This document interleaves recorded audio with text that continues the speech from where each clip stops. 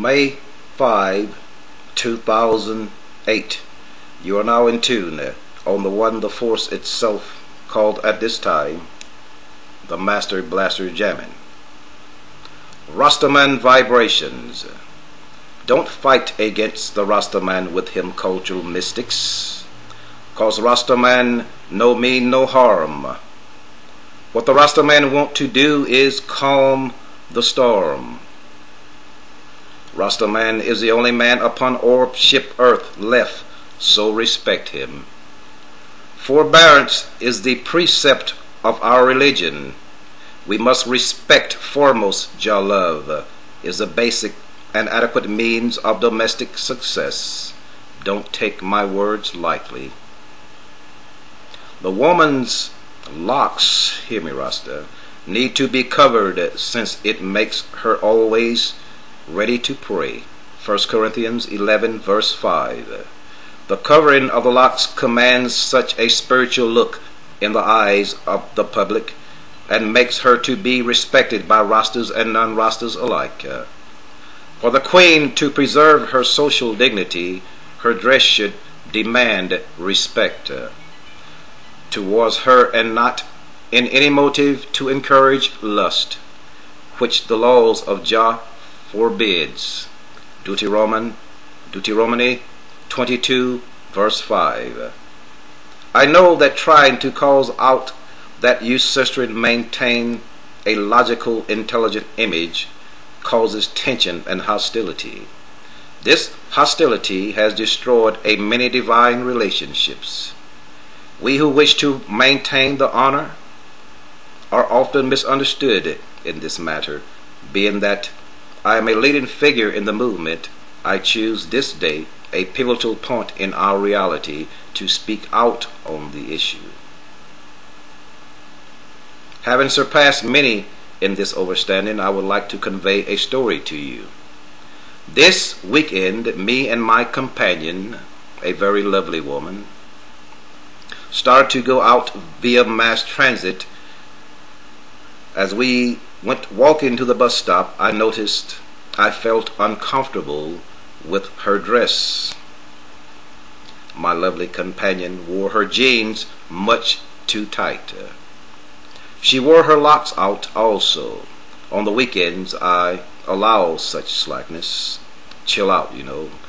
Before we could get on the bus, she suddenly became sick, not feeling well.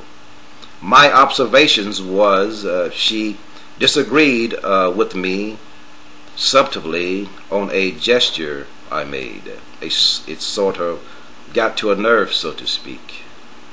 So I had to carry her back home about a block. I carried her in my arms. I love her so. She is a lovely woman. We then, after a little rest, called a cab. She did not once think Jah caused her to get sick so she could change her vibration, change her clothing. When we got to the store where we were going, men starting with the taxi driver, showed open lust towards her. When we got to the store and she would be talking to the associate, his lust was obvious. I was very uncomfortable. Even in the taxi, when she got out, the taxi driver was looking at her behind. It was very lovely. I can understand that, but it's up to her not to dress as I am speaking here, causing out that you see what is appropriate. I left them alone, her and the associate, me knowing that the vibe was not what it appeared to be. The man was lost, looking after and lusting after her body in her tight jeans.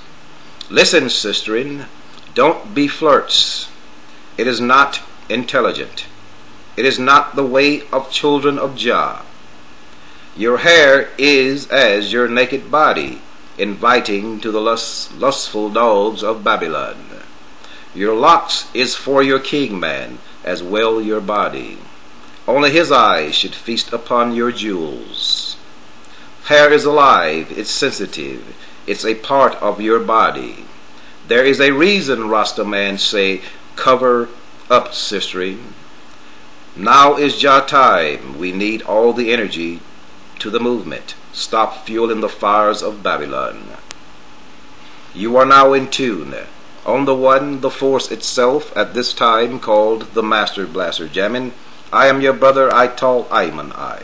Idrin, please, be forbearing. Speak to the sister in them. Tell them to dress appropriately. Tell them to keep covered up.